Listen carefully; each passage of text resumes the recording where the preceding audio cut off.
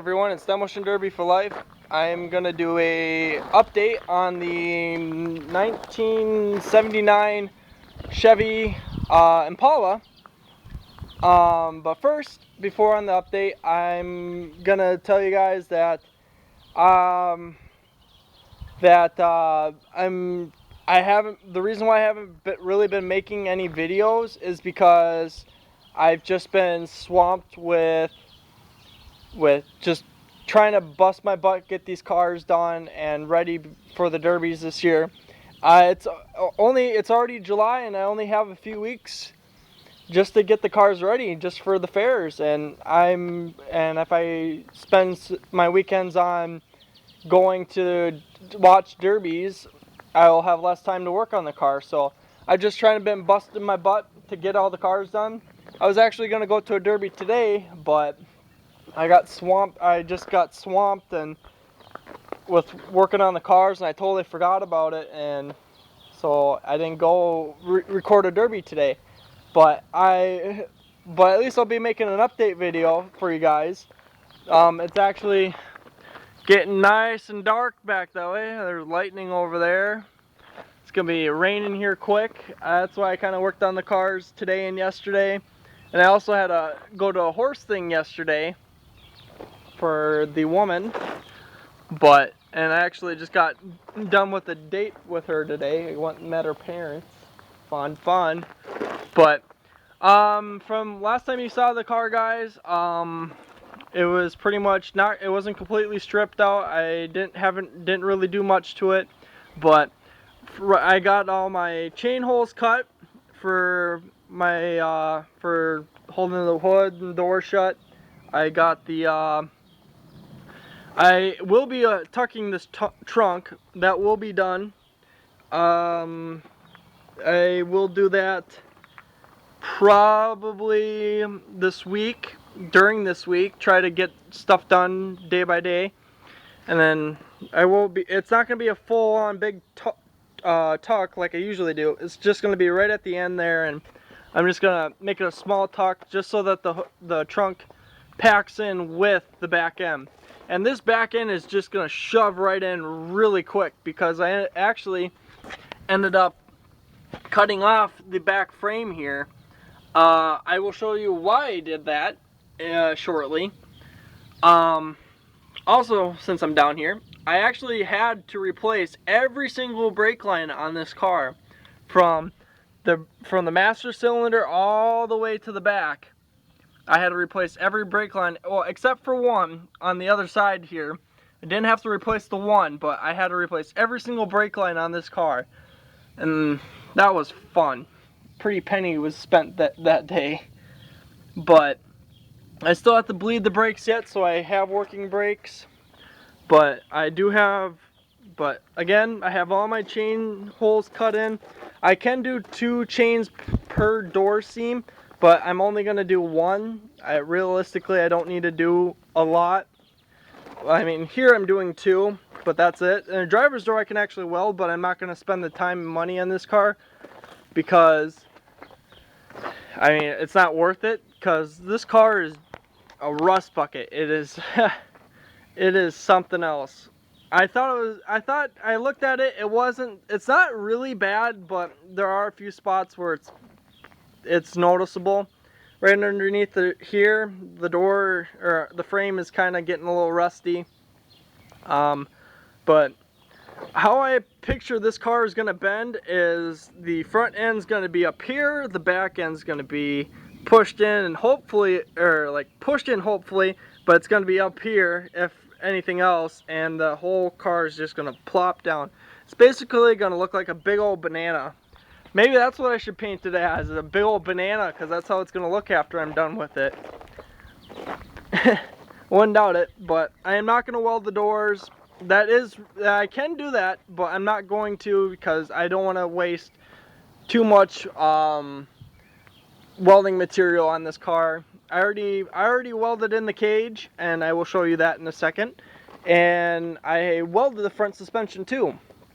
Also what I did was, I did the video on that before. Also what I did was put a couple pieces of metal. I got a piece of re-rod there and a piece of flat steel there from the frame to the bottom lower A-arm, I think that's what it's called, and just welded it solid and called it good. Someone's home, but I got it welded solid. I do have to double stuff this tire yet. That will be done shortly. I actually probably will be using a better tire that I have for holding up the back end right now. I will probably be using one of those and not this one. And since this one's holding up the front end of the car, and then once I pull that other one out, I'll take the tire off, double stuff it, and then throw it back on the rim. And I will be putting a stem protector on. Also, front bumper is aluminum. Found out it is aluminum. So, and I actually have to run this bumper. It is required by for the rules, I have to run the factory bumper that came with this car. I cannot exchange it out, which sucks. But, oh well. Big whoop. Starting to rain here. Kind of sucks, but I'm going to fight through it. I will get this update done for you guys. As you can see, I got the I'll actually get back to this. I'll sit in the car while it's raining on it, so don't have to worry about it. But alright, okay, on the motor here, sorry I'm kind of rushing now, but on the motor I took out the thermostat in here. Did not need to be in it. It actually helps it run better, I think, if you take the thermostat out. I also power washed the whole motor off. It was all greasy and everything, and it cleaned up really nice. I also gave it a nice good oil change. That oil was old. This car was sitting for at least 14 years, I think it was, and that was old oil, and that just needed to be changed out. Yeah, but coming along this way, I got the rest of my holes cut in for holding the door shut and whatnot. It's really simple to do. Here's a better shot. I had to take off both the back frames, and I'll show you why I did that right now before I forget again. Yeah, these are the back frames. There is nothing to them. Nada. Zippo. And I cut these off at where it started to get better. So, yeah. So that's why I cut the back frame off. I have to call the fair board and tell them that I did that, and make sure it was okay with them. If not, I might just have to tack weld them back on. So if I get hit in the back end, they just fall right off. But anyways, I will also be this car is going to be a really light build. It's not anything too fancy. Just been trying to keep it as little as possible, or like a little as build as possible. I mean, I'm putting a gas tank protector in. I feel like that is a must for all derbies. I feel like that is a must. But just got this little gas tank protector in. I got nice thick beam, or not beam, square tubing. Nice thick square tubing all the way to the side here. I do have a new line ran for the gas tank. It's not hooked up yet, but that will be happening within this week. I will try to get this car done by this week. My fancy header protectors keep the water out. Yeah. Same thing on this side. I welded a piece of threaded rod from the frame down, and then I also welded a thick piece of metal there from the frame down to the lower A-arm. I think that's what it's called, but I don't remember exactly. Just kind of rushing for time. It's starting to get crappy, dark and mysterious. Yeah. But all new brake lines. I will be zip tying these down a little bit better, just so that it holds out, I guess, so it doesn't wobble too much and end up snapping or bending shut. Because I want brakes on this car. That is something I definitely want.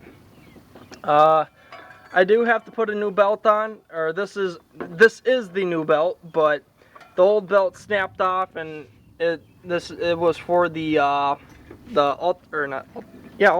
I think the thing that charges the battery. I think it's called an alternator. I gotta refresh my mind on car parts. It's been a little while since I looked. Haven't really cared too much to memorize everything. Yay, rain! Woo. The plan for the hood, which I've been debating on for a little while now, is what I'll actually probably end up doing is, since I actually lost the brackets that hold the hood on, they're junk. They do not close.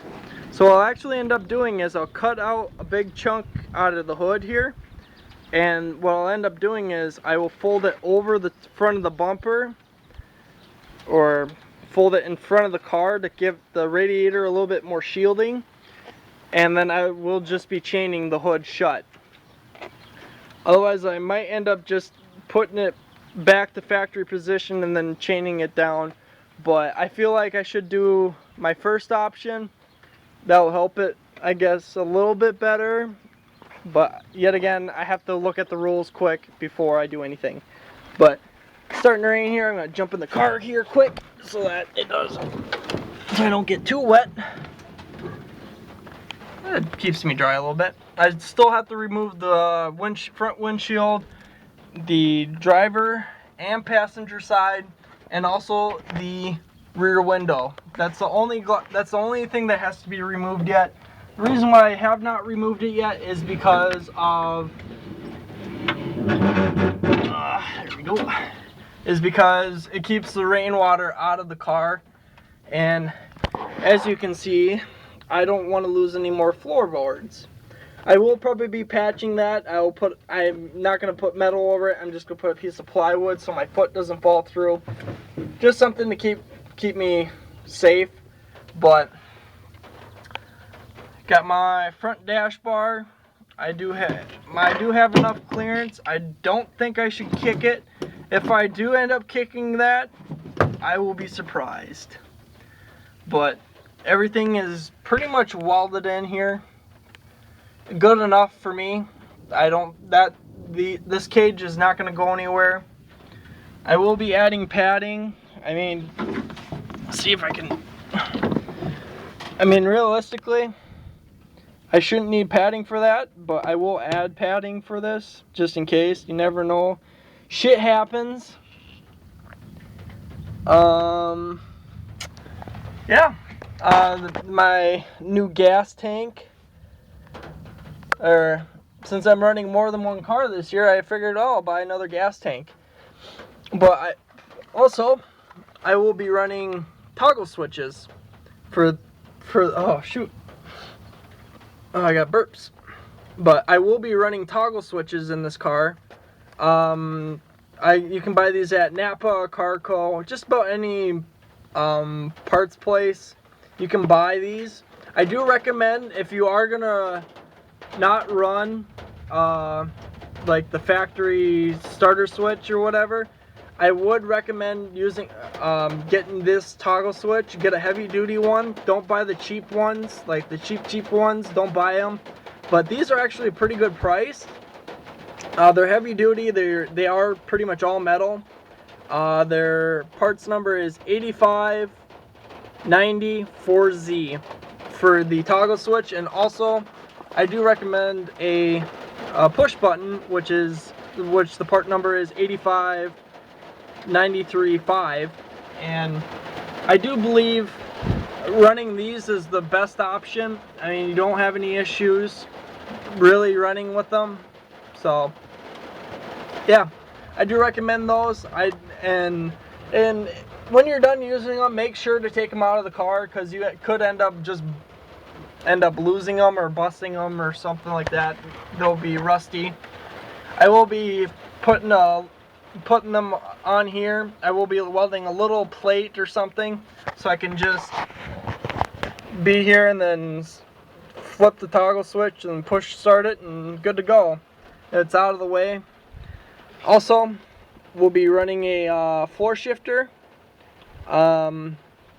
Just not a fancy one that you see nowadays. It's just gonna be a regular push-pull shifter, do by hand. I think it's the best option. I've memorized which